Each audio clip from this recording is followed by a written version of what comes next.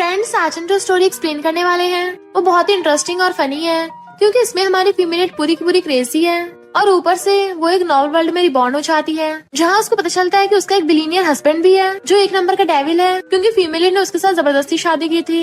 But आपको story में बहुत ज्यादा मजा आने वाला है, क्योंकि स्टोरी में हमारे मेल लीड को हमारी क्रेजी फीमेल लीड के मन की सारी बातें सुनाई देती है कि उसके हर बार होश उड़ते जाएंगे। इवन हमारे मेल लीड की पूरी फैमिली को हमारी फीमेल लीड की सारी मन की बातें सुनाई देने लग जाती हैं। फिर क्या मेल लीड की पूरी फैमिली उसको अपनी फैमिली का ट्रेजर बना लेती है और प्रिंसेस की तरह ट्रीट करती है। इवन स्टोरी में भी आपको बहुत सारे ट्विस्ट और टर्न्स देखने को मिलेंगे, क्योंकि हमारी फीमेल लीड के पास सुपर पावर भी है। तो चलो बिना किसी देरी के स्टार्ट करते हैं स्टोरी को। स्टोरी की स्टार्टिंग में हम हमारी फीमेल लीड को देखते हैं जो अपनी सुपर पावर से डीमन से फाइट कर रही थी और अपनी बहुत सारी एनर्जी का यूज करके वो डीमन को हरा भी देती है। बट उसके जूनियर्स गलती से उसे डीमन समझ के गायब कर देते हैं। तो नेक्स्ट सीन में वैन की आइज खुलती है और देखती है वो किसी और जगह पे पहुंच गई और उसकी नजरों के सामने एक लड़का पड़ा है जिसकी उसको हॉट बॉडी दिख रही थी, तो उसकी लाट टपकने लग जाती है। ये है हमारा मेल लीड मिस्टर फू, जो उसको गुस्से से देख रहा था। तो वैन एकदम से खड़ी होकर गॉड से प्रे करने लग जाती है कि प्लीज मुझे माफ कर देना, मैंने एक लड़के की हॉट बॉडी देख ली है, इससे मेरा कैरेक्टर खराब हो सकता है। पर साथ में उसको अच्छा भी लग रहा था और इमेजिन कर रही थी वो उसकी बॉडी को टच करेगी। मिस्टर फू कहता है सोचा नहीं था तुम इतनी ज्यादा लालची होगी। वैन कहती है मैंने ऐसा क्यों कर दिया। मिस्टर फू कहता है अभी भी डम बनने का नाटक कर रही हो, मेरे टल्ली होने का फायदा उठाकर तुम मेरे बेड में मेरे साथ सोने के लिए घुस गई और ऊपर से फोटोज खिंचवाने के लिए मीडिया वालों को बुला लिया, फिर अपनी इज्जत खोने का नाटक करके मेरे साथ जबरदस्ती शादी कर ली। वैन एकदम हैरान थी। मैंने देन हम पास्ट में देखते हैं वो दोनों रूम में थे, तभी वहाँ पर रिपोर्टर्स घुस आए थे और इज्जत बचाने के लिए इसलिए मिस्टर फू को वैन से शादी करनी पड़ी। मिस्टर फू कहता पहले मेरे साथ फोर्स मैरिज की और अब इनोसेंट बनने का नाटक मत करो। इनफैक्ट वैन की बॉडी की जो पहले वाली ऑनर थी उसने मिस्टर फू को नशा देकर उसका फायदा उठाया था, इसलिए मिस्टर फू गुस्से में होता है कि मैं अब तुम्हें और सहन नहीं कर सकता, अभी डाइवोर्स पेपर मंगवा के तुम्हें डाइवोर्स देता हूँ। और जल्दी से अपने मैनेजर अंकल शाह को कॉल करता है कि मेरी कार में से डाइवोर्स पेपर निकाल लाओ। वैन को समझ नहीं आ रहा था। देन वो अपनी फिंगरों पे काउंट करके उसको पता चलता है कि वो एक दूसरे वर्ल्ड में आ गई है। मिस्टर फू जैसे जाने लगा था तो कहती है तुम जल्दी टपकने वाले हो और आधे घंटे में तुम्हारा काम तमाम हो जाएगा, सिर्फ मैं ही तुम्हें बचा सकती हूँ। मिस्टर फू कहता तुम चाहे कैसे भी तरीके अपना लो पर मेरी फू फैमिली तुम्हारे जैसे घटिया लड़की को छोड़ेगी नहीं। अंकल शाह की आती मैं तुम्हें डाइवोर्स दे दूंगा। और गुस्से से उससे ग्लास करने वाला था, तभी वैन पकड़ लेती है। मिस्टर फू गुस्से से कहता है अब डाइवोर्स होने वाला है तब भी तुम ये बचकानी हरकतें कर रही हो, पर मैं तुम्हें बता दे रहा हूँ हमारी शादी को 5 दिन हुए हैं ना, तो मैं तुम्हें बदले में 50 मिलियन दे दूंगा, ये तो काफी होंगे ना। वैन एकदम हैरान, क्या कहा 50 मिलियन, इतने तो हमारी सेक्ट के आधे खर्चे कवर हो जाएंगे। और इमेजिन करने लगती है कि लड़के उसके लिए फाइट करेंगे कि आज तुम मेरे रूम में आओ, नहीं आज तुम मेरे रूम में आओ। वो खुशी के मारे पागल हो रही थी और एकदम से उठ के आती है चलो मिस्टर फू डाइवोर्स कर लेते हैं। पर मिस्टर फू को अचानक से खून की उल्टी आती है और वो वहीं ढह जाता है। तो वैन जल्दी से उसको चेकअप करती है और फिर उसको बेड पे लेटाकर अपने सुपर पावर से उसको ठीक करने लग जाती है और सोचती है अच्छा हो मैंने इसको बचा लिया, अभी मुझे इससे 50 मिलियन भी तो लेने हैं। मिस्टर फू की आइज खुलती है और सोचता है मुझे इस वैन की आवाजें कुछ सुनाई दे रही है। वैन कहती तुम उठ गए, क्या तुम्हें बेटर फील हो रहा है। उसके हाथ देख वो जल्दी से खुद को कवर कर लेता है, तो कहती है मैं तुम्हें टच नहीं करूंगी, चिंता मत करो मैंने तुम्हें ऑलरेडी कपड़े पहना दिए हैं। मिस्टर फू खुद को टच करते हुए सोचने लग जाता है कि मुझे पहले से काफी अच्छा फील हो रहा है, आखिर इस लड़की ने ऐसा किया क्या है। पर उसको ये भी याद आता है कि वैन ने बोला था कि उसकी तबीयत खराब हो जाएगी, तो सोचता है जरूर इसी ने कुछ किया होगा। और जैसे उठने लगा था वो उसको वापस से लेटा देती है। देन फिर अपना हाथ उसके कपड़ों में घुसाने लगी थी। इतने में मैनेजर यानी कि अंकल शाह चाहते हैं। बॉस आप ठीक तो हो ना, यंग लेडी प्लीज आराम से, आपने बॉस का क्या हाल कर दिया है। वो कहती क्यों क्या हो गया। मिस्टर वो गुस्से से कहता है अपना हाथ मेरी चेस्ट पे से हटाओ, तो एकदम से निकाल लेती है और सोचती है इसकी चेस्ट में तो काफी मसल्स हैं, नहीं मैं अपना कैरेक्टर नहीं तोड़ सकती इसके लिए, और एकदम से कूद के सोफे पे बैठ जाती है। अंकल शाह भाग कर जाकर मिस्टर फू को उठाने लगते हैं। वैन में सोचती है इस अंकल शाह के सर पे तो पूरा ग्रासलैंड है, यानी ये अच्छा इंसान है, तो मैं इसको फ्री में फॉर्चून बता देती हूँ। और कहती है अंकल मुझे अपने हाथ का हेयरबैंड निकाल के देना, मैं तुम्हें बदले में फ्यूचर बताऊंगी। अंकल उसको एकदम से निकाल के देते हैं कि छोड़ो फ्यूचर की बात। मिस्टर फू कहता है अंकल इसकी बकबक पे ध्यान मत दो, मुझे हॉस्पिटल ले चलो। जैसे अंकल शाह मिस्टर फू को पकड़ के लेके जाने लगे थे, जब तुम 10 साल के थे तुम्हारी मॉम इस दुनिया को छोड़ के चली गई थी। अंकल शाह कहते हैं मैंने फू फैमिली में इतने सालों से काम किया है, तो किसको मेरी मॉम के बारे में नहीं पता। बट मिस्टर फू सोचता है जब से मेरी इस वैन से शादी हुई है तब से अंकल शाह तो छुट्टियों पर थे, तो इसको अंकल शाह से ये बात पूछने का मौका कब मिल गया होगा। कहीं ऐसा तो नहीं है ये वैन मुझसे इतना ज्यादा ऑब्सेस्ड थी कि इसने मेरे साथ साथ अंकल शाह के बारे में भी सब कुछ इन्वेस्टिगेट कर लिया। वैन कहती है अगर मैं कहूँ कि तुम्हारी बेटी तुम्हारी बायोलॉजिकल बेटी नहीं है। अंकल शाह कहते हैं ऐसी बातें मत बोलो। मिस्टर फू कहता है मैं अंकल शाह की वाइफ से मिला हूँ, वो काफी अच्छी इंसान है, तुम झूठी रूमर्स फैला रही हो। तो वो ड्रिंक उठाकर कहती है, अंकल शाह तुम्हारा माउंटेन्स पे जन्म हुआ था ना, और तुम्हारी एक छोटी सिस्टर भी थी, पर उसको जन्म होते तुम्हारी मॉम ने डुबा दिया था। मिस्टर फू कहता, अब तुम्हारा कुछ ज्यादा ही हो रहा है। तुम अंकल शाह के बारे में कुछ भी कहानी बना रही हो और ये इल्जाम लगा रही हो कि इसकी मॉम गर्ल्स से ज्यादा बॉयज को प्रेफर करती थी। वो कहती, मैंने ऐसा कब बोला? उसको गर्ल होने की वजह से नहीं डुबाया था, बल्कि उसकी 6 फिंगर्स थी। अंकल शाह हैरान, तुम्हें कैसे पता? यंग लेडी सही बोल रही है। हमारे विलेज के पुराने टाइम में 6 फिंगर वालों को अपशगुन मानते थे, इसलिए मेरी मॉम को ना चाहते हुए उसको डुबाना पड़ा, जिसकी वजह से मेरी मॉम पागल हो गई और खुद को भी हर्ट कर लिया। यंग लेडी, आपको तो सच में फॉर्चून बताना आता है, पर तुमने ऐसा क्यों कहा कि मेरी बेटी मेरी बायोलॉजिकल नहीं है? वैन वैन कहती है, क्योंकि तुम्हारे बच्चे नहीं हो सकते, तो तुम घर जाके एक बार अच्छे से देख लो। मिस्टर फू कहता है, पहले मुझे हॉस्पिटल ले चलो, उसके बाद तुम घर चले जाना। मैंने सोचती है, अगर ये हॉस्पिटल चला गया तो मेरे 50 मिलियन कहीं हाथ से न निकल जाए। और एकदम से खड़ी होकर कहती है, अपना प्रॉमिस मत तोड़ो, डाइवोर्स तो दे दो पहले। मिस्टर फू डाइवोर्स पेपर निकालता है तो वो खुशी के मारे हाथ आगे फैलाने लग जाती है और सोचती है, डाइवोर्स के बाद तो मैं बहुत ज्यादा रिच बन जाऊंगी।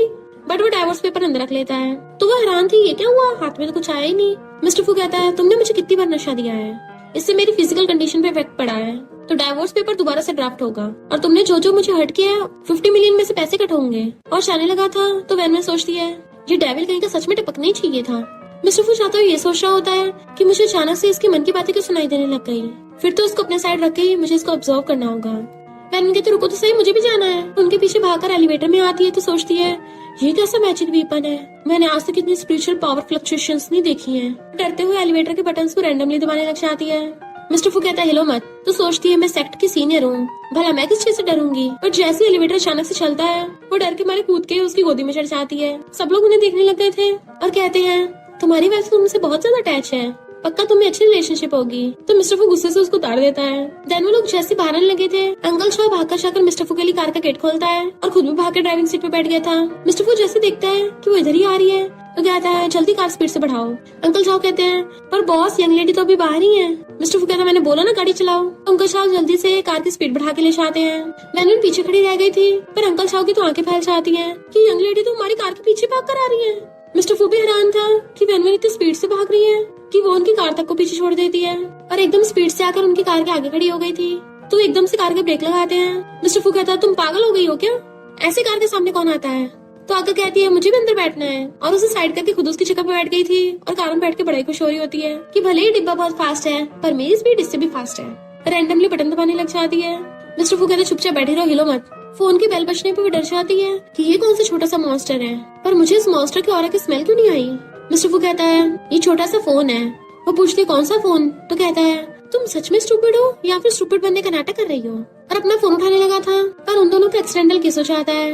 अंकल शाह हंस रहे थे, पर मिस्टर फू एकदम से पीछे हो जाता है तो कहती है, मेरी गलती नहीं है, तुम ही अपना मुंह लेके मेरे पास आए थे, मैंने सिर्फ रिस्पॉन्स किया है। तो मिस्टर फू गुस्से से चिल्ला रहा था और वो अपने हाथ ऊपर खड़े कर लेती है कि ये तो कोई अलग टाइप का डेविल है। मिस्टर फू कहता, मुझे तुमसे बात ही नहीं करनी, और हैंकी से अपने लिप्स साफ करने लग गया था। तो कहती है, क्या तुम गुस्सा हो? बट वो उसे दूर होकर बैठ जाता है। तो वो बैठ के सोचने लग जाती है कि आगे ब्रिज है, कुछ भी एक्सीडेंट हो सकता है। अब मिस्टर फू तो उसके मन की बातें सुन सकता है, इसलिए अंकल शाह से कहता है, हॉस्पिटल दूसरे रास्ते से चलो। अंकल शाह ब्रिज पे जाने से पहले ही अपनी कार घुमा लेते हैं। जैसे वो लोग हॉस्पिटल आते हैं तो देखते हैं वहाँ पर कुछ ज्यादा पेशेंट्स हैं, इतने ज्यादा कि हॉस्पिटल के ऑपरेटिंग रूम्स कम पड़ गए, क्योंकि उसी ब्रिज की वजह से वहाँ पर एक्सीडेंट हो गया था। मिस्टर फू सोचता है, इस वैन की सारी बातें सच क्यों निकल रही हैं। एक मॉम अपनी बच्ची को लेके बैठी हुई थी जो डर की वजह से बेहोश हो गई होती है, तो वैन उसे एक एमुलेट दे देती है। वो लेडी उसको थैंक यू करने के लिए उसको हॉट वाटर दे देती है। वैन कहती है, ये तो बढ़िया मशीन है। वो लेडी कहती है, तुमसे बात करके ऐसा लग रहा है जैसे मैं अपने डैड से बात कर रही हूँ। वैन सोचती है, ऑफ कोर्स, क्योंकि मैं तुम्हारे डैड से 1 जनरेशन ओल्डर ही होंगी। तो वो लेडी पूछती है, तुम्हें कौन सी बीमारी है? तो कहती है, मुझे बीमारी नहीं है, मैं तो ऐसे हॉस्पिटल आई हूँ। इतने में डॉक्टर आकर उसे कहता है, अपने हस्बैंड पे थोड़ा कम जोर डालो, बेचारे की क्या हालत कर दी है तुमने। ये सुनते ही वो लेडी अपनी बच्ची को उठाकर भाग जाती है। वैन सोचती है, ऐसा क्यों लग रहा है जैसे डीमन ने मुझे पोसेस कर लिया हो। मिस्टर फू बेहोश पड़ा था और वो उसके पास बैठी उसका ध्यान रख रही थी। जैसे मिस्टर फू की आईज खुलती हैं तो उसके सामने बैठी हुई दांत निकाल रही थी। मिस्टर फू उसको थोबड़ा देख के डर जाता है कि अब तुम क्या करने वाली थी। तो कहती है, पहले थोड़ा पानी पी लो, और पूछती है, वॉशरूम कहाँ है? वो कहता, अपने आप ढूंढ लो। देन पानी पीने लग गया था तो सोचती है, ये कैसी दुनिया है, यहाँ पर वॉशरूम भी नहीं है, मुझे बहुत तेज लगी है, कैसे कंट्रोल करूँ। मिस्टर फू उसके मन की बातें सुन रहा था, कहता है, मेरे साथ चलो। देन उसको वॉशरूम में ले आता है कि टॉयलेट है, इस पे बैठ के कर लो और उसके बाद फ्लश दबा देना। तो कहती है, ये तुम्हारी बकेट है ना? वो पूछता है, क्या मतलब?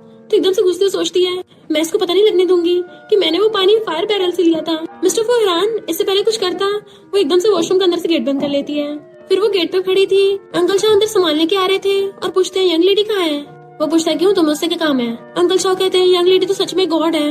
मैं कल जब जल्दी घर वापस गया तो मेरी वाइफ किसी आदमी के साथ मिलकर मुझ पे चीट कर रही थी और पता चला मेरी बेटी सच में मेरी बायोलॉजिकल नहीं है। यंग लेडी ने सही फॉर्चून बताया था। मिस्टर फू कहता है मुझे ऐसी चीजों पे विश्वास नहीं है। जैसे वेनवेन बाहर आने लगी थी फिर से कोई गेट खोल देता है। इनफैक्ट वहाँ पर फू फैमिली का तीसरा बेटा जिंग आया था जो कहता है तुम्हें फिर से उस लड़की ने नशा दिया तो तुम उसे छोड़ क्यों नहीं देते, क्योंकि जब से उसकी फू फैमिली में शादी हुई है उसने मॉम की सिर्फ ज्वेलरी चुराई और ऊपर से मेरी सीक्रेटली नेकेड फोटोज लेके पैसों से बेच दिया। कई दिनों तो मुझे गंदे गंदे मैसेज आते रहे। वेनवेन सोचती है इस छोटू के सर पे भी ब्लैक साया है, यानी ये भी जल्दी टपक जाएगा। जिंग पीछे पलट के कहते तुम भूत हो गया, डरा ही दिया। मॉम कहती तुम मेरे बेटे को क्या उल्टा सीधा बोल रही हो। वेनवेन सोचती है ये फू फैमिली के बाकी लोग भी नहीं बच पाएंगे, यानी 6 महीनों में पूरी फू फैमिली का सफाया हो जाएगा। मॉम हैरान थी कि अभी मेरे बेटे को उल्टा सीधा बोल रही थी अब पूरी फैमिली को बोलने लग गई। बट वेट, इस लड़की ने तो अभी तक अपना मुंह भी नहीं खोला। और जिंग और डैड की तरफ देखती है, क्या मुझे इसके मन की बातें सुनाई दे रही है। डैड गुस्से से वेनवेन को डांटने लगे थे तो वो सोचती है ये फ्यूचर में अपनी वाइफ के डेथ के बाद हार्ट ब्रोकन हो जाएगा और फिर इसकी वाइफ की फ्यूनरल वाले दिन इसकी सिस्टर लॉ को नशा देके इसके बेड पे घुस जाएगी और इसको इसी के बच्चे चीट करते पकड़ेंगे। मॉम गुस्से से डैड की तरफ को देख रही थी। वेनवेन सोचती है मेरा शॉर्ट लिव्ड हस्बैंड भी टपक जाएगा और डिवोर्स के बाद मुझे इससे क्या लेना देना। सबसे पहले तो फू फैमिली का ये छोटा बेटा टपकेगा। जिंग सोचता है सबसे छोटा बेटा तो मैं ही हूँ। तो कहता है मैंने तुम्हारे साथ ऐसा क्या बुरा कर दिया जो तुम मुझे कर्ज दे रही हो। वेनवेन पूछती है क्या तुम्हें अभी रिसेंटली किसी से लव हुआ है। तो कहता है क्या बकवास कर रही हो।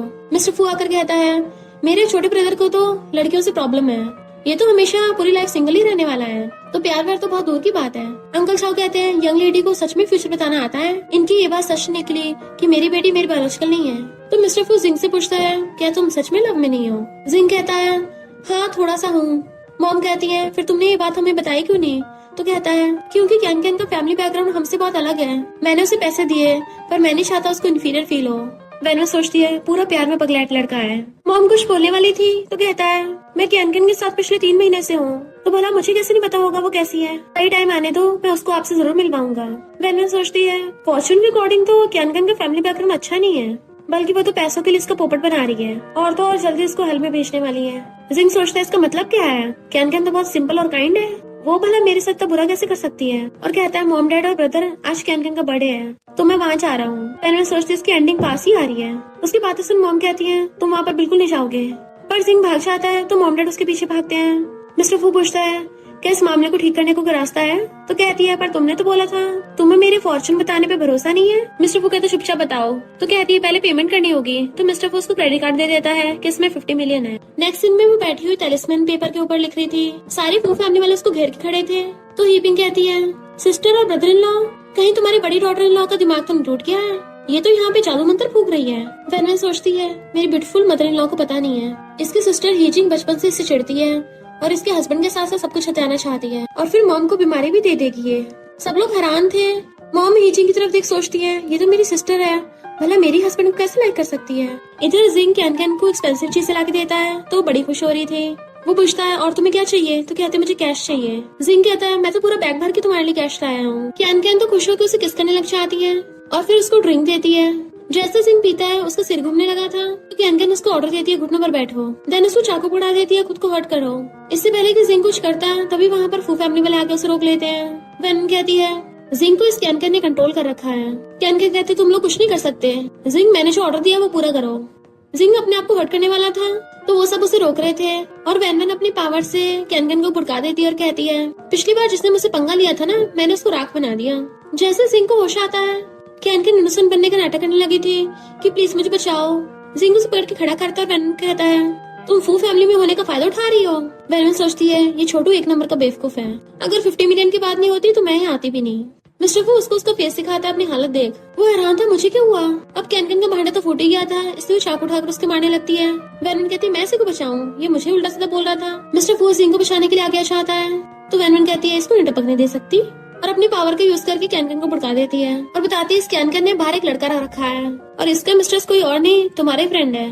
जिंग एकदम हैरान था तो कैन कैन कहती है हाँ मैं कीजी को बहुत लव करती हूँ और मैं तुमसे सारे पैसे लेके उसी को दिए हैं। वेनवेन कहती है उस कीजी ने तेरे बेवकूफ बनाया है, वो कॉलेज में जिंग का रूममेट है और जिंग से बहुत चलता है, इसी वजह से उसने तुम्हें यूज किया। कैन कैन कहती है ऐसा नहीं हो सकता, कीजी मुझसे बहुत प्यार करता है। वेनवेन कहती है उस कीजी का तुम्हारे अलावा 3 लड़कियों से चक्कर चल रहा है। और उससे तुम्हारा पोपट बना दिया। कैन को यकीन नहीं आ रहा था। वैन कहती ठीक है मेरे साथ चलो, मैं तुम्हें प्रूव कर देती हूँ। फिर उसके कहने पे कैन कीचे से आकर कहती है तुम्हारे कहने पे मैंने जिंग को टपका दिया।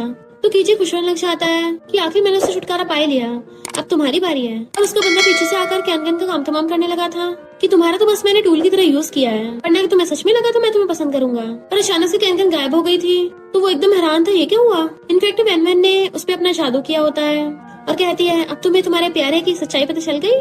तो गुस्से से चाकू लेकर उसको मारने के लिए आती है तो वैन टोक देती है कि अब इसको कानूनी सजा देगा। इनफैक्ट मिस्टर फू ने सब कुछ रिकॉर्ड कर लिया था और पुलिस कीचे को पकड़ के ले जाती है। कैन सिंह का हाथ पकड़ने लगी थी बट वो धक्का मार गिरा देता है और अपने सिस्टर लॉ यानी कि वैन का थैंक यू करता है। वैन खुश होती है इस छोटू ने मुझे 1 मिलियन ट्रांसफर किए हैं, पर अभी भी इसकी हैप्पी एंडिंग क्यों नहीं है।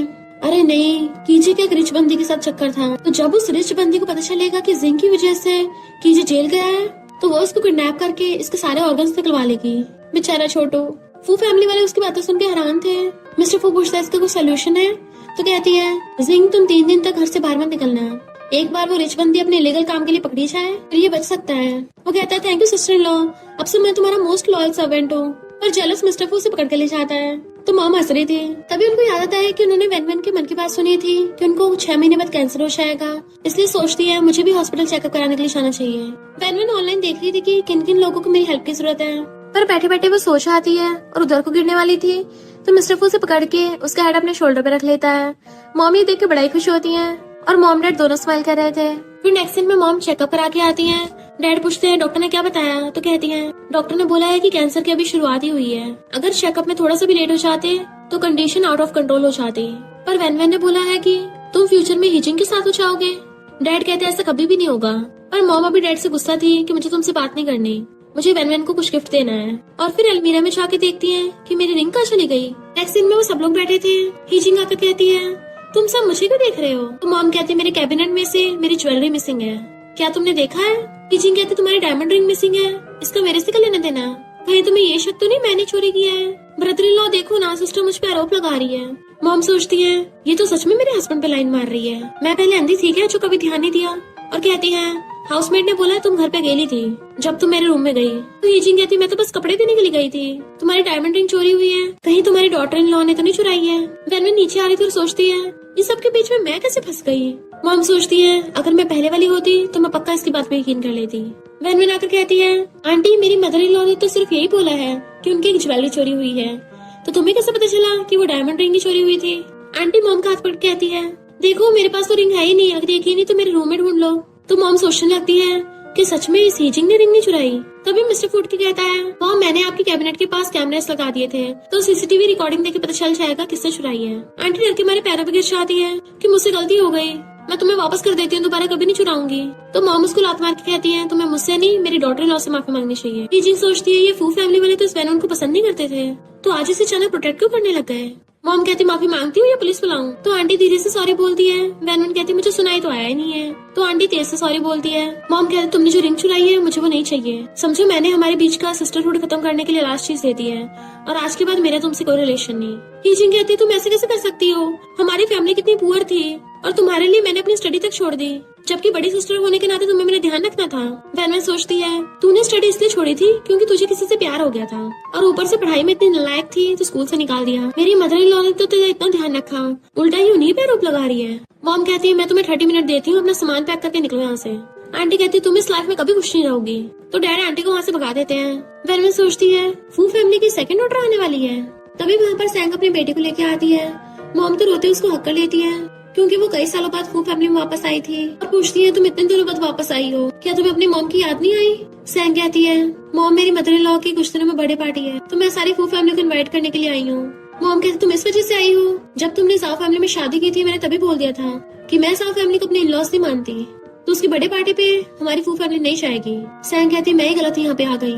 तो मॉम कहती मेरा वो मतलब नहीं था। मिस्टर फू कहता अब जब तुम आई हो तो कुछ दिन यहीं रुक जाओ, फू फैमिली हमेशा तुम्हारा घर है। वैन सोचती है बेचारी सिस्टर ने अपने हस्बैंड और अपने इन-लॉज के लिए इतना कुछ किया है पर इसे ये भी नहीं पता इसका खुद का बच्चा उन्होंने बहुत टाइम से रिप्लेस कर दिया, ये तो इसका बायोलॉजिकल बेटा है भी नहीं। सब लोग हैरान थे। सैंग सोचती है पर सिस्टर ने तो अपना मुंह तक नहीं खोला, तो क्या मुझे इसके मन की बात सुनाई दे रही है। ये तो मेरा खुद का बेटा है, ऐसे कैसे हो सकता है। और कहती है सिस्टर लॉ ये तुम क्या बोल रही हो। पर तभी मॉम उसको रोक देती है और मिस्टर फू उन दोनों को कोल्ड ड्रिंक ला के देता है। सैंग सोचती है मेरी मॉम के रिएक्शन को देख के लग रहा है इनको भी सिस्टर लॉ के मन की बात सुनाई देती है। तो वो सब लोग इशारा करके हाँ करते हैं, तो समझ आती पूरी फैमिली को सुनाई दे रही है।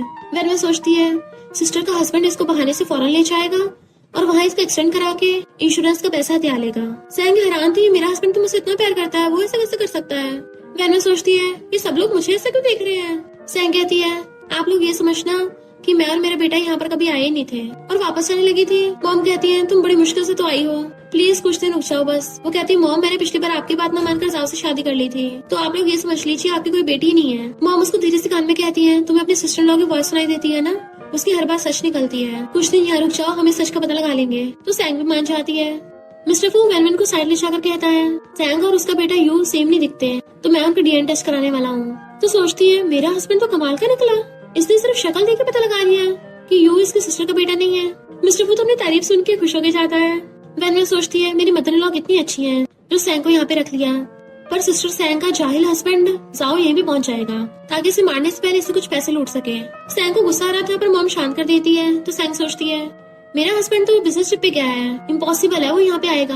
पर तभी सच में जाओ आ जाता है। सैंग जाके पूछती है तुम तो बिजनेस ट्रिप पे गए थे ना। वो कहता है मैं नहीं चाहता फू फैमिली तुम्हारे साथ कुछ गलत हो, इसलिए मैं पीछे आ गया। आखिर हमारी शादी को इतना टाइम हो गया तब भी फू फैमिली ने हमारी शादी को अप्रूव नहीं किया। वो कहती है हस्बैंड तुम इतने अच्छे हो, अगर मेरी फैमिली अप्रूव नहीं भी करती तब भी मैं तुम्हें नहीं छोड़ूंगी। जाओ कहता हाँ तुम भी बहुत अच्छी वाइफ हो, हमेशा मेरा साथ देती हो, पर अभी मेरी कंपनी में थोड़ी फाइनेंशियल प्रॉब्लम्स चल रही हैं। मुझे 50 मिलियन की जरूरत है, क्या तुम अपनी फैमिली से बात कर सकती हो। सैंग सोचती है क्या सिस्टर इन लॉ सच बोल रही थी, पर जाओ को कोई यकीन दिला रहा था कि मैं तो ये सब कुछ हमारी फैमिली के लिए कर रहा हूँ। तो सोचती है मैं अपने हस्बैंड को इतने टाइम से जानती हूँ, तो मुझे सिस्टर इन लॉ की बकवास पे भरोसा नहीं करना चाहिए। तो कहती है डिनर के बाद मैं अपने ब्रदर से इन्वेस्टमेंट की बात करती हूँ। देन वो मिस्टर फू से बोल रही थी ब्रदर क्या तुम एक चीज में मेरी हेल्प करोगे। मिस्टर फू कहता है अच्छा होगा तुम पहले ये डीएनए रिपोर्ट देख लो। तो मॉम खोल के देखती है और सैंग को दिखाती है। सदमे से सैंग को बेहोश होने लगी थी और कहती है ब्रदर कहीं तुमने गलत सैंपल तो नहीं ले लिए थे। वो कहता है मैं मजाक नहीं कर सकता ऐसी चीज में। वैन पड़ी हुई कहती है सिस्टर अच्छा होगा तुम रिलेटिव को फेस करो। और सोचती है बेचारी सैंग ने कितना गुस्सा है, जब इसे पता चलेगा इसका हस्बैंड रोज इसको नींद की गोली देकर सुला देता था ताकि खुद मिस्ट्रेस के साथ मजे कर सके, तो क्या ये टूट जाएगी। सैंग तो रो रही थी कि मेरी एक मिस्ट्रेस भी है। वैन सोचती है ताओ आज अपने मिस्ट्रेस से मिलने जाने वाला है, क्या मैं सिस्टर को ये बात बताऊं। और फिर अपने हस्बैंड को पकड़ के ले जाती है। मॉम सैंग से कहती है तुम्हें भी इसकी मन की बातें सुनाई देती है ना, तो आज जब तुम्हारा हस्बैंड तुम्हें मिल्क में दवा मिला के देगा तुम पीना मत, हम आधी रात में उसका पीछा करेंगे और सच का पता लगाएंगे। फिर रात में ऐसे ही होता है, जाओ सैंग को मिल्क देने के लिए आता है, उसे बहाने से बाहर भेजती है और सारा मिल्क डोल के अपने मुंह पे मिल्क लगा लेती है। देन सोने का नाटक करने लगी थी तो जाओ उठ के बाहर जाने लगा था। इधर मिस्टर फू वैन को उठाने के लिए आता है जो पैर फैला के सो रही थी। वो कहती है क्या है नींद क्यों खराब कर रहे हो। तो कहता है जाओ अभी भी बाहर गया है और मैंने किसी को उसका पीछा करने भेजा है ताकि हम उसकी वीडियो बना सके। ये सुनते वैन एकदम उठ जाती है कि ऐसा तमाशा देखने के लिए तो मैं भी चलूंगी। मिस्टर फू कहता है आगे से ऐसे कटे पटे कपड़े मत पहनना। तो पूछते क्यों तुम्हें क्या फैशन का पता। नेक्स्ट सीन में पूरी फू फैमिली वाले कार के पीछे छुपे हुए उन्हें देख रहे थे जबकि वैन अपनी चिप्स भी खा रही थी साथ में जैसे कोई शो चल रहा हो। जाओ सच में एक लड़की से मिल रहा था और उसे किस कर रहा होता है। सैंग कहती मुझे लगा कि ये जाओ की सिस्टर है। वैन सोचती है ये दोनों बायोलॉजिकल सिबलिंग्स नहीं है, इन दोनों को सीक्रेटली कई सालों से चक्कर चल रहा है और सैंग की प्रॉपर्टी के लिए जाओ ने से शादी की थी। बेचारी अपनी बेटी खो के उस मिस्ट्रेस का बेटा पाल रही है। सैंग सोचती है मुझे जल्दी अपनी बेटी को ढूंढना होगा और कहती है सिस्टर इन लॉ सॉरी मैंने तुम पे गुस्सा किया, पर क्या तुम प्लीज मेरी बेटी को ढूंढ सकती हो। आखिर कहाँ है वो, मैं तुम्हें बहुत सारे पैसे दूंगी। वैन को 1 लाख दे देती है तो बड़ा खुश होती है और फिर बताती है कि तुम्हारी बेटी अभी जिंदा है और उसे ढूंढने में थोड़ा टाइम लगेगा। तो सोचती है आज मैंने अपनी मेंटल एनर्जी का कुछ ज्यादा यूज कर लिया, मेरा सिर चक्कर आ रहा है। मिस्टर फू उसको सहलाता है और फिर अचानक से उसे पूरी को गोद में उठा लेता है। वैन हैरान थी इसने मुझे गोदी क्यों लिया। मिस्टर फू कहता है मैं तुम्हें रेस्ट करने के लिए रूम में ले चलता हूँ। तो सोचती है मिस्टर फू मुझसे डरता नहीं है कि मैं इसकी इज्जत लूट लूंगी, कहीं ये जानबूझ के मुझे टेस्ट तो नहीं कर रहा, इसलिए मैं इसकी बॉडी पे हाथ ही नहीं मारूंगी। एक बार मुझे 50 मिलियन मिल जाए तो मैं फिर बाहर जाके बहुत सारे यंग लड़के ढूंढूंगी। मिस्टर फू जेलस हो जाता है दूसरे लड़के ढूंढेगी, क्या मैं इतना बुरा हूँ। और उसे रूम में लाते ही बेड पे बिठाकर अचानक से उसके इतना क्लोज हो जाता है कि उनके लिप्स ऑलमोस्ट टच होने वाले थे। तो सोचती है ऐसा क्यों लग रहा है ये डेविल मुझे बता रहा है, नहीं मैं इसके बारे में कुछ भी डर्टी नहीं सोच सकती। इनफैक्ट उसके बाल उसके कपड़ों में फंस गए थे तो मिस्टर फू निकालने की कोशिश कर रहा था। तो सोचती है ये डेविल तो सच में बहुत ज्यादा हैंडसम है और उसको नॉन स्टॉप घूरते हुए बड़बड़ाने लग जाती है कि तुम्हें पता है मेरे दिल बाहर आने वाला है, क्या मैं तुम्हें तुम्हारा फॉर्चून बताऊं। वो कहते नहीं सो जा तुम और भाग जाता है। फिर बाहर आके खुद को काम डाउन करने की कोशिश कर रहा था। नेक्स्ट दिन में वो स्नैक्स खा रही थी। डेल उसे कुछ सामान ला के देता है, कहती है एक्सपेंसिव चीजें तो मेरे लिए लेके आए हो। थैंक यू, आज के ऑक्शन में तुम्हारे साथ चलूंगी। और सोचती है ऑक्शन में मिस्टर फू का राइवल उसे मारना चाहता है और वहाँ पे मेरी सिस्टर यानी कि इसकी व्हाइट मूनलाइट भी आएगी जो किसी का यूज करके मुझसे छुटकारा पाना चाहती है। मिस्टर फू कहता है सैंग तुम्हें शॉपिंग पे ले जाना चाहती है, क्यों ना तुम उसके साथ चली जाओ। वैन सोचती है ये मना क्यों कर रहा है, अच्छा तो वहाँ पे जियांग भी जाएगा, इसलिए मिस्टर फू जेलस हो रहा है। ये वैन ने तभी तो मिस्टर फू से शादी की है क्योंकि जियांग इसको सेटिस्फाई नहीं कर पाया होगा। मिस्टर फू जेलस हो रहा था तो सोचती है जैसा कि शॉर्ट ड्रामास में बताते हैं कि मिस्टर फू को सच में और नीचे देखने लग गई थी। मिस्टर फू उसका फोन उठा लेता है, तुम दिन भर क्या ड्रामास देखती रहती हो। वो अपना फोन छीनने लगी थी पर उसने ऊपर कर लिया होता है। नेक्स्ट सीन में वो ट्रेडिशनल ड्रेस पहन के रेडी होके आती है, सब उसे देखने लग जाते हैं। मिस्टर फू उसके नोच के उसे सीधा करता है। जिंग कहता है सिस्टर लो तुम तो बहुत ब्यूटीफुल हो, बिल्कुल पेंटिंग से निकली कोई अप्सरा लगती हो। वैन सोचती है जिंग को अपने बड़े भाई से ज्यादा अच्छी चीजों की पहचान है, हाँ छोटा बड़े से बेटर ही होता है। जेलस मिस्टर फू जिंग से कहता है तुम अभी तक कंपनी क्यों नहीं गए। जिंग कहता मुझे कंपनी के बारे में कुछ नहीं सीखना, ब्रो मैं तो तुम्हारा चेला बन के रह लूंगा, और अपने सिस्टर लॉ को पर्स उठा के दे देता है। तो मिस्टर फू उसे एकदम से पकड़ के ले जाता है। उनके जाते ही फू फैमिली वाले बातें करने लग जाते हैं कि लगता है इन दोनों हस्बैंड वाइफ में अभी तक रोमांस नहीं हुआ है, शादी को इतना टाइम हो गया पर अभी भी अलग अलग रूम में सोते हैं। जिंग कहता है मेरे पास एक आइडिया है। जैसे ही दोनों पार्टी में आते हैं वैन एक लड़की उसे सोचती है ये इस ओरिजिनल वैन की सिस्टर है जो हमेशा वैन के साथ कम्पीट करती रहती है, इवन उसका पुराना बॉयफ्रेंड भी चुरा लिया था और अब यहाँ किसी और लड़के के साथ लगी पड़ी है। मिस्टर फू उसको कार्ड पकड़ा के चला जाता है तो यहाँ उसको उल्टा सीधा बोलने लगी थी, तभी वैन ने उसको थप्पड़ मार देती है। इतने में उसका हस्बैंड आकर बचाने लग जाता है। या ठहरी एक नंबर की ग्रीन टी इनोसेंट बनने का नाटक करते हुए कहती है ये मुझे बुली कर रही थी। जियांग कहता है वैन या उससे माफी मांगो। वो कहती तू कौन है बे, तो कहता है तुम्हें क्या लगता मुझे पता नहीं है, तुम मेरा पीछा करती करती ऑप्शन में आई हो। वैन कहती ओ हेलो मैं तेरा पीछा करूंगी, मेरा हस्बैंड तुझसे हर चीज में बेस्ट है, लगता है दिन में सपने देख रहा है। उसके मारने लगा था तो वैन अपनी पावर का यूज करती है जिसकी वजह से जियांग उसे टच भी नहीं कर पा रहा होता। मिस्टर फू आकर उसको पीछे कर देता है। वैन मेरी वाइफ है, खबरदार अगर उसे हाथ भी लगाया तो। याओ हैरान थी कि मिस्टर फू तो इसे बहुत नफरत करता था और कहती है ये मुझे हर्ट कर रही थी। मिस्टर फू कहता है मेरी वाइफ तो इतनी मासूम सी है, वो भले तुम्हें कैसे मार सकती है। वैन को अचानक से अजीब सा पेन हो रहा था तो सोचती है ये इस ओरिजिनल ऑनर का दिल दुख रहा है, पर कोई नहीं मैं तुम्हारे इस कमबैक से बदला लेने में हेल्प करूंगी। और जियांग को थपड़ा मार के भड़का देती है। याओ कहती देखा ये कैसे मार रही है। मिस्टर फू कहता है मेरी वाइफ है, जैसे मर्जी मार सकती है, मैं इसके साथ ही हूँ। और फिर उसका हाथ पकड़ के ले जाता है तो वैन अपने बाइक आके चढ़ा रही थी। नेक्स्ट सीन में फिर स्टोन्स का ऑप्शन हो रहा था। होस्ट बताती है कि आप इनमें से कोई भी स्टोन चूज कर सकते हो क्योंकि इनमें से किसी भी स्टोन में प्रीशियस चीजें निकल सकती हैं और कोई बेकार भी निकल सकता है। वैन मिस्टर फू से कहती है नंबर 3, 5 और 9 वाला चूज करना। याओ कहती है इसका चूज करो तो बिल्कुल मत लेना क्योंकि वो पक्का कचरा ही निकलेंगे।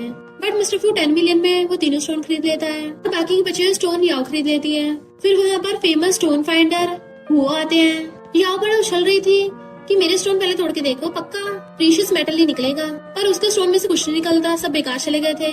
तो वो हैरान और कहती है अब तो इस वैन के में से भी कुछ नहीं निकलेगा। पर जैसे ही वैन के चूज करे स्टोन को तोड़ा जाता है उसमें से जेड निकलता है तो सब लोगों की आंखें फैल गई थी कि ये जेड तो इकलौता 10 मिलियन का होगा। फिर उसमें ग्रीन जेड के अलावा रेड जेड और व्हाइट जेड भी निकलता है और वो दोनों भी मिलियंस में थे। याओ कहती पक्का इसका कोई लक काम कर गया। फू कहता स्टोन को चूज करना कोई लक का काम नहीं है, ये यूनिक विजन का काम है। मिस्टर फू कहता है मेरी वाइफ तो एकदम बिंदास है। वो कहता है मिस्टर फू सोचा नहीं था आप में और आपकी वाइफ में इतना प्यार है, मैं आपके इन तीनों जेट्स को 300 मिलियन में खरीदना चाहता हूँ, साथ ही मैं आपके फू ग्रुप के साथ कोऑपरेशन भी करना चाहता हूँ। मिस्टर फू पूछता वाइफ बताओ क्या करना है, तो कहती है तुमने मुझे इतनी बार पैसे दिए हैं तो इसको मेरे थैंक यू समझ के रख लो। तो मिस्टर फू 10 मिलियन के खरीदे स्टोन्स को वो को 300 मिलियन में बेच देता है और कहता वाइफ ये 300 मिलियन तुम्हारे हैं। वो सोचती इतने पैसे मिलने के बाद तो मैं सबसे रिच बन जाऊंगी और डाइवोर्स के बाद तो मैं कितने हैंडसम लड़कों को रख सकती हूँ। तो मिस्टर फू से चेक वापस खींच लेता है कि इनको मैं रख लेता हूँ। वैन मिस्टर फू का हाथ पकड़ लेती है और फिर कहती है वो तो काफी अच्छा इंसान लगता है पर इसकी इकलौती बेटी कुछ दिनों में चल बसेगी।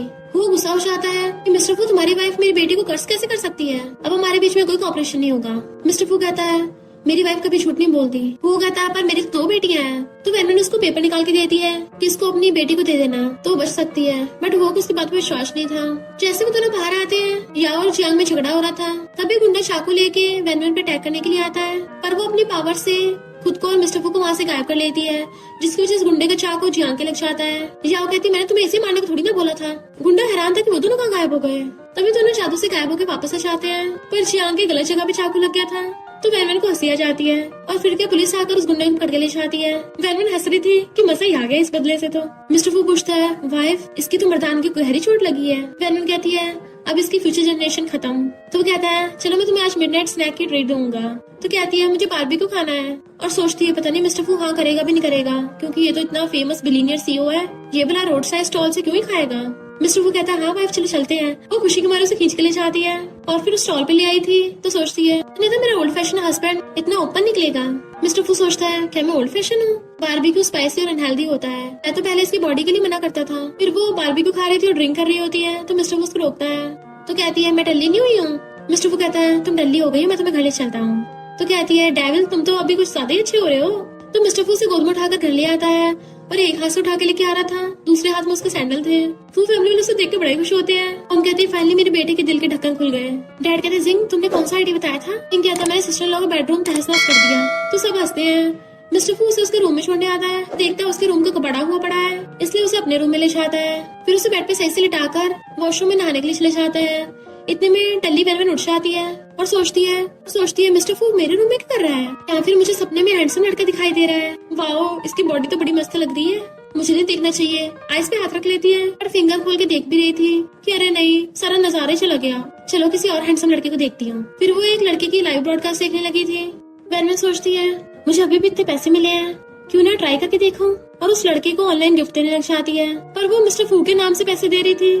तो वो लड़का भी हैरान हो जाता है कि मेरी वीडियो एक लड़का देख रहा है, उसको मैं पसंद आ रहा हूँ। वेलवेन देखती देखती सो गई थी। मिस्टर फू आकर उसे छेड़ने लगा था पर वो सो गई होती है। बट जैसे देखता है और जैसे फोन में देखता है वो एक हैंडसम लड़के की लाइव ब्रॉडकास्ट देख रही थी तो बहुत ज्यादा जेलस हो जाता है।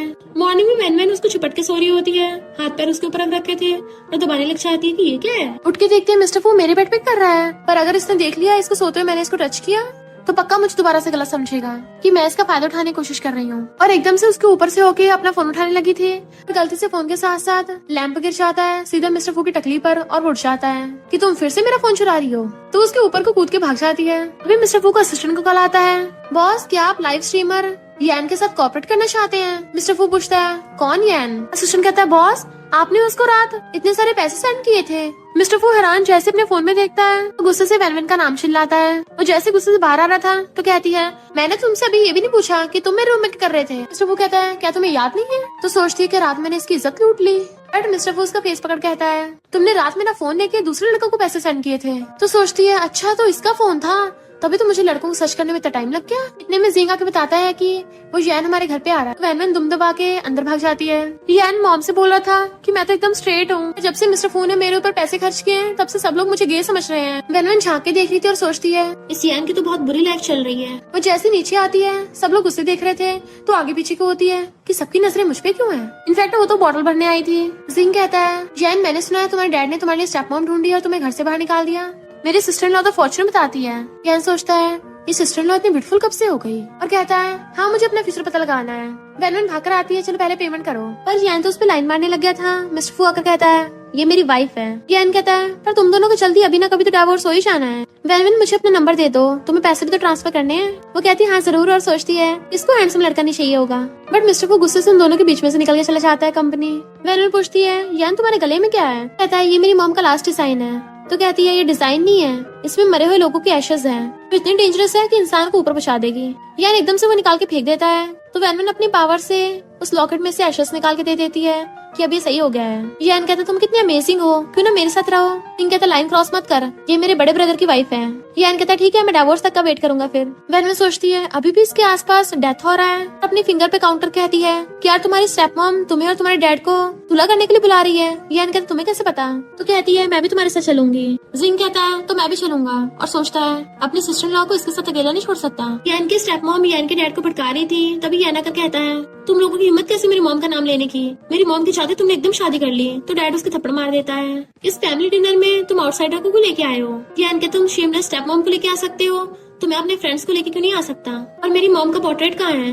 वेलवेन कैलकुलेट करके बताती है कि तुम्हारी मॉम का पोर्ट्रेट बेसमेंट में है। वो बेसमेंट से अपनी मॉम का फोटो उठा लाता है और कहता तुम लोग इतने गिर गए हो कि फोटो घर में रखने की बजाय बेसमेंट में रखा था और गुस्से से मारने चलने लगा था। तो जिंग और वेलवेन उसको रोकते हैं। स्टेप मॉम जानबूझ के बीच में आ जाती है और खुद ही गिर गई थी और तो नाटक करने लग जाती है कि इसने मेरे बेबी को हर्ट कर दिया। डैड यान पे गुस्सा करने लगे थे। वेलवेन कहती है मुझे मेडिसिन आती है, मैं इलाज करती हूँ। स्टेप मॉम कहती है भला ऐसे कैसे कुछ पता होगा? पर वेलवेन जबरदस्ती उस पकड़ने लग गई थी और उसकी बैली में से बैग निकाल के फेंक देती है कि अरे तुम्हारा बच्चा तो एक वाटर बैग निकला। डैड कहते तुमने मुझसे छूट के बोला। तो स्टेप मॉम कहती है तुम पब्लिक में मेरा रिलेशन नहीं बता रहे थे ना, इसलिए मुझे ऐसा करना पड़ा। डैड कहते ऐसा करने की जरूरत ही नहीं थी, मैं तुमसे बहुत प्यार करता हूँ। यान को गुस्सा चाहता है तुम्हें सच में मेरी बिल्कुल परवाह नहीं है। अब से मैं तुम्हारे साथ बाप बेटे का रिश्ता तोड़ता हूँ। पर वेनवेन बताती है कि स्टेप मॉम ने तुम्हारे डैड के ऊपर ब्लैक मैजिक करवा रखा है और कहीं घर में छुपाया है। स्टेप मॉम नाटक करने लग जाती है, ऐसा कुछ भी नहीं, मुझ पे झूठा इल्जाम लगा रही है। पर जिंग वेनवेन के कहने पे वो बॉक्स ढूंढ लाता है। वेनवेन अपने मैजिक पेपर से उस बॉक्स के अंदर का गायब कर देती है, जिससे डैड के अंदर का ब्लैक मैजिक निकल आता है। तो वो स्टेप मॉम को थोपड़ा मार के भड़का देते हैं और बॉडीगार्ड से बोल के उसको बाहर फेंकवा दिया था। फिर वो उन्हें सॉरी बोल के चले जाते हैं। यान वेनवेन का थैंक यू करने लगा था तो कहती है कोई बात नहीं। तो उसके क्लोज को कहता है क्या तुम आज रात फ्री हो? तो उसे पकड़ के कहती है यंग मैन अभी तुम बहुत वीक हो, थोड़ी और वुल्फ बेरीज खाओ। सैंग आकर कहती है कितने दिन हो गए अभी तक मेरी बेटी का कुछ पता नहीं चला। वेनवेन कहती कल 2 बजे मिडिल स्कूल से किसी को पिकअप करने जाना। सैंग हैरान थी मिडिल स्कूल? तो वेनवेन कहती हाँ तुम्हारी बेटी बहुत ज्यादा स्मार्ट है, उसने कम एज में ही काफी एग्जाम्स क्लियर कर लिए हैं और मैंने तुम्हें पहले इसलिए नहीं बताया था क्योंकि तुम्हारी बेटी के एग्जाम चल रहे थे, वो इमोशनल हो जाती, अपनी स्टडी पे ध्यान नहीं दे पाती। तो सैंग खुश होकर जाती है। इतने में यानक उसके पास बैठ जाता है। मैंने फू फैमिली के पास ही विला खरीद लिया है, अब से हम नेबर्स हैं, क्या तुम मेरे घर पे चल के देखना चाहती हो? तो पकड़ने वाला था पर वो पीछे हो जाती है। तो यान उसके अकाउंट में 1 लाख ट्रांसफर कर देता है। मैं आज तुम्हें कैंडल लाइट डिनर की ट्रीट दूंगा। वेनवेन भी खुश होकर उसके साथ चली जाती है। तो सिंह जल्दी से मिस्टर फू को कॉल करता है, ब्रो यान तुम्हारी वाइफ चुरा के लेके जा रहा है। तो मिस्टर फू भाग कर आता है और जिंग से टेलीस्कोप छीन के खुद देखने लगा था। जिंग कहता ब्रो वो बहुत मीठी मीठी बातें करता है, पक्का सिस्टर लॉ को अपनी बातों में फंसा लेगा। जेलस मिस्टर फू गुस्से से अपने ऑफिस में आके बैठ गया था। जिंग कहता ब्रो उस ग्रीन हेड को तुम ऐसे बर्दाश्त करते रहोगे? मिस्टर फू कहता तुम्हें बताओ मैं तुम्हारी सिस्टर लॉ की टेंशन पाने के लिए ऐसा क्या करूं? जिंग कहता है तुम्हें बस सिस्टर लॉ को पटाना है, जैसे कि जानबूझ के उसके सामने अपनी शर्ट खोल देनी है, अपने चेस्ट मसल्स और एब्स दिखाने हैं, तो पक्का सिस्टर लॉ तुमसे पट जाएगी और किसी और लड़के की तरफ देखेगी भी नहीं। पर मिस्टर फू उठ के चला जाता है, क्या बकवास आइडिया है। वेनवेन को आते देख मॉम कहती है पॉरिश खा लो, बट वो कहती है मेरे पेट भरा हुआ है और सोचने लग जाती है। भले ही ये अजीब हरकतें करता है पर वो काफी हैंडसम भी है, इवन उसे कुकिंग भी आती है। मिस्टर फू उसके मन की बातें सुन के बहुत जेलस हो रहा था। जैसे वो रूम में आने लगती है तो वो शर्ट खोल के उसके सामने आ जाता है। तो सोचती है क्या बढ़िया चीज देखने को मिली है, क्या मैं इसको टच कर सकती हूँ? मिस्टर फू कहता टच करना है तो मुंडी हिला के हाँ कर देती है। देन उसका हाथ पकड़ के अपने एब्स पे रखवा लेता है। वाइफ क्या तुम्हें पसंद आया? तो कहती है बहुत ज्यादा। मिस्टर फू कहता है तुम एक शर्त पे छू सकती हो मुझे, बदले में तुम्हें उस यान से दूर रहना होगा। वेनम सोचती है भले ही मिस्टर फू बहुत हॉट एंड हैंडसम है पर मैं इसके लिए उस ग्रीन फॉरेस्ट को थोड़ी ना छोड़ूंगी। तो वो गुस्से से उसका हाथ हटा देता है और जल्दी से अपने शर्ट के बटन लगा लिए थे। तो कहती है तुमने ऐसे मुंह क्यों फैला लिया? तो कहता है अच्छा होगा तुम उस लड़कों वाले ऐप को डिलीट कर दो और गुस्से चले जाता है। ये लोग स्कूल के बाहर खड़े हुए वेट कर रहे थे। सैंग कहती है मेरी बेटी अभी तक क्यों नहीं आई? सिंह वहाँ के स्टूडेंट से पूछता है बट उनको भी नहीं पता होता।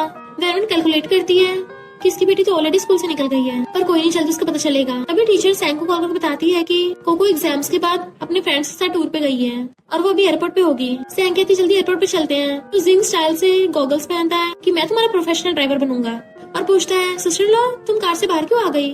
वो कहती है मैं मिस्टर फू का वेट कर रही हूँ और सोचती है अगर ये जिंग गाड़ी चलाएगा तो पता नहीं कहाँ पहुँचा देगा, कोई रिस्क नहीं ले सकते। वो कुछ बोलने वाला था पर सैंग उसको पीछे से नोच देती है। तो कहता है ओके सिस्टर लॉ। फिर नेक्स्ट सीन में वो कोको को घर ले आए थे। पूरी की पूरी फू फैमिली वाले उसे घेर के खड़े होके देखते हैं। तो कोको पूछती है यहाँ पे सब क्या चल रहा है? सैंग उसका हाथ पकड़ के रोने लग जाती है कि तुम मेरी बेटी हो। कोको कहती है तुम लोगों ने मुझे एयरपोर्ट से किडनैप किया है तो मैं तुम पे केस कर दूंगी 5 साल के लिए सीधा जेल के अंदर। तो फू फैमिली खुश होते हैं कि कोको इतनी इंटेलिजेंट है। वेनवेन कहती है मैं एयरपोर्ट पे अपने फ्रेंड्स के साथ ट्रिप पे नहीं जा रही थी बल्कि तुम्हें तो दूसरी कंट्री जाना है। सैंग हैरान से तुम ऐसा कर रही हो? वेनवेन कोको कान में बोलती है तुम्हें एक लड़के पे क्रश है ना, बताओ कि तुम्हें इतनी छोटी एज में प्यार हो गया?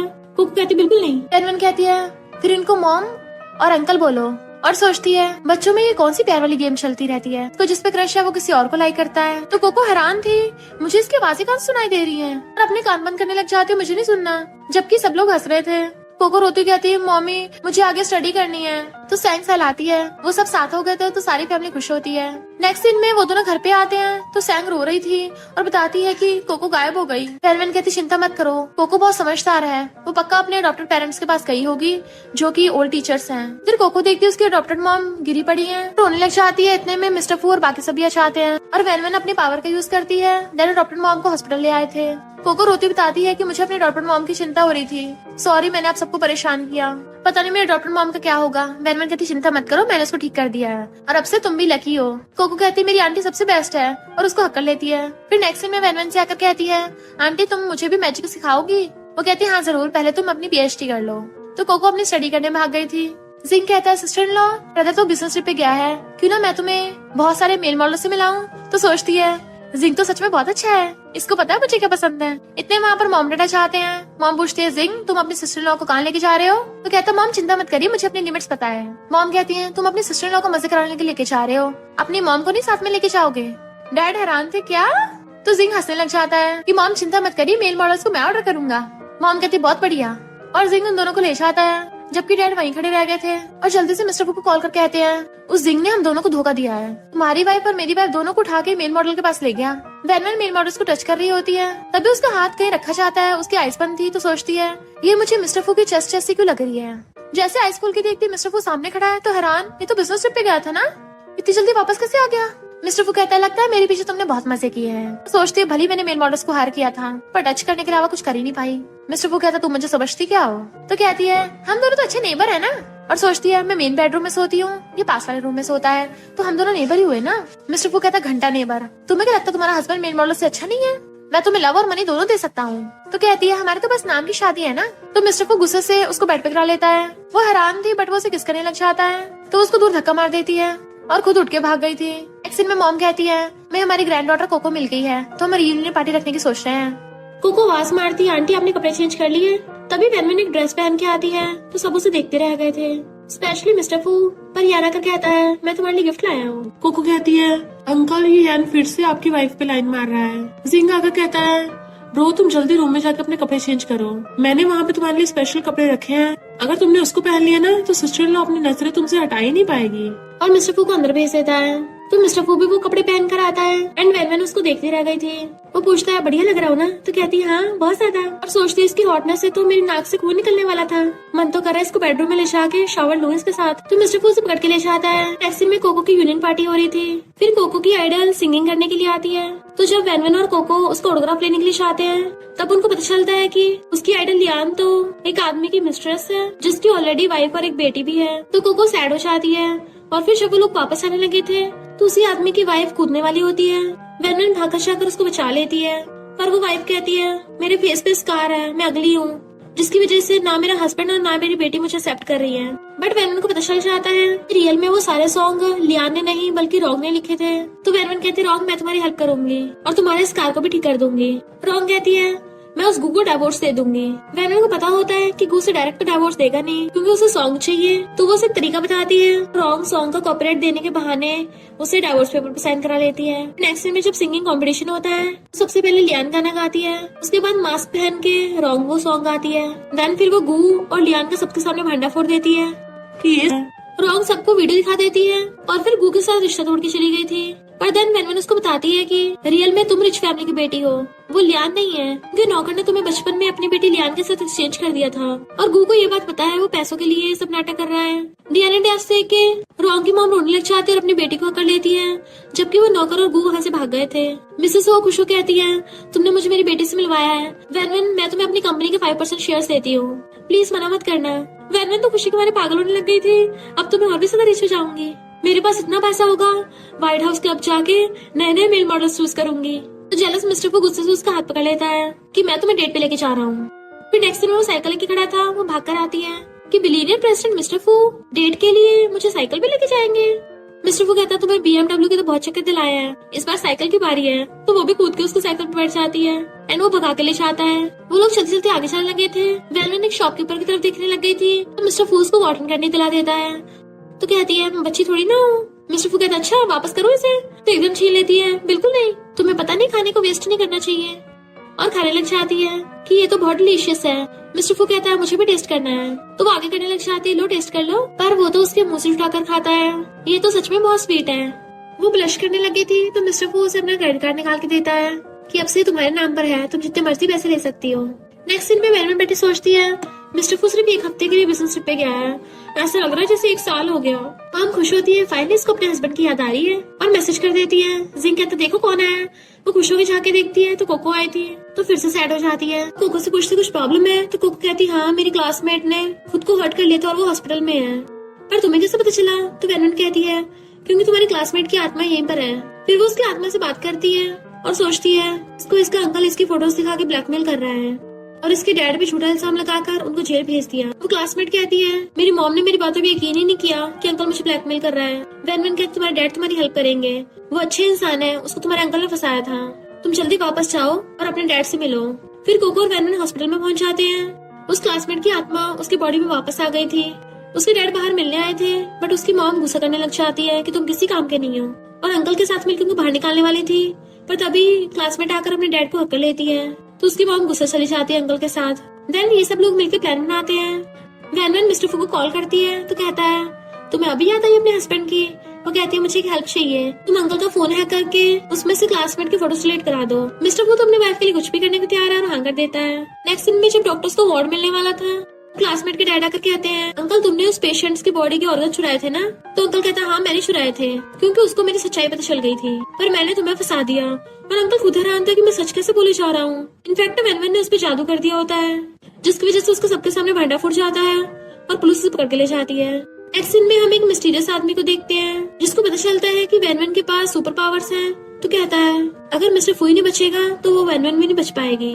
मिस्टर फू बिजनेस ट्रिप से आता है तो पता चलता है वैन और अंकल छाओ उसका वेट कर रहे हैं। वो जैसे पास आता है वैन उसे हक्कर लेती है पर बहुत अजीब बिहेव कर रही थी। फिर वो लोग कार में बैठ के चलने लगे थे तो वो उसको हक करके बैठी थी। मिस्टर फू कहता है तुम्हें कैसे पता चला कि मैं इतनी जल्दी वापस आ रहा हूँ। तो कहते भूल गए, मैं फॉर्च्यून बता सकती हूँ। मिस्टर फू कहते तुम्हें सरप्राइज देना तो बहुत मुश्किल है, कहीं तो मेरे पीठ पीछे मेल मॉडल्स तो हायर नहीं कर रही थी। तो कहती बिल्कुल नहीं, मैं तो बिजी थी। तो मिस्टर फू उसके लिए फॉरन से जो परफ्यूम लाया था वो गिफ्ट करता है तो वो छिड़क लेती है अपने ऊपर उसके क्लोज को कहती है अब तुम्हें मुझ में से अच्छी खुशबू आ रही है और उसका फेस पकड़ के उसे किस करने वाली होती है। पर अचानक से मिस्टर फू रोक देता है और सोचता है ये इतनी अजीब क्यों लग रही है और दूर तक कहता है तुम मेरी वैन नहीं हो।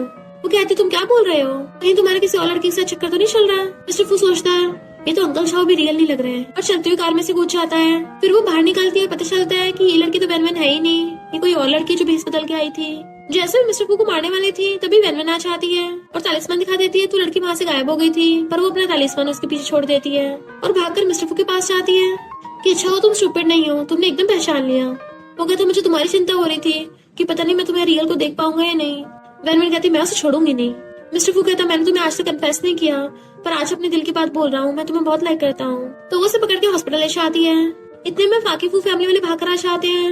वैन उसी मिस्टीरियस मैन के पास पहुंच जाती है कि मैं तुझे सबक सिखाने आई हूँ और तलवार से उसका काम तमाम कर देती है। फिर पता चलता है इस सबके पीछे उसकी एक जूनियर का हाथ है। वैन कहती है अरे पुरानी फ्रेंडशिप की वजह से मैं तुम्हें जाने का एक मौका देती हूँ, अगर तुम फिर भी बाज नहीं आई तो मुझे मत बोलना क्योंकि फिर मैं तुम्हें बख्शने वाली नहीं हूँ। जूनियर कहती है अब मैं भी ताकतवर हो चुकी हूँ, तुम मेरा मुकाबला नहीं कर सकती और गायब हो जाती है।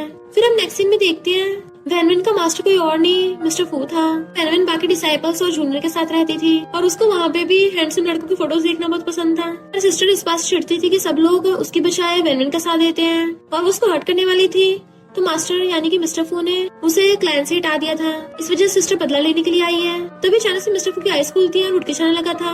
मॉम आकर उसे रोकती है तो कहता है वैन खतरे में है। इधर वैन और उस जूनियर की फाइट चल रही थी। वैन को पता चल जाता है कि मिस्टर फू ही उसके मास्टर की रिकार्नेशन है और कहती है चाहे कुछ भी हो जाए मैं उसे कुछ नहीं दूंगी। जूनियर कहती है इतने सालों से मैं उसे लाइक करती थी बट वो तुम्हें लाइक करता था तो आज मैं तुम्हें छोड़ूंगी नहीं। उस पर अटैक करने वाली थी पर खुद ही भुड़क जाती है।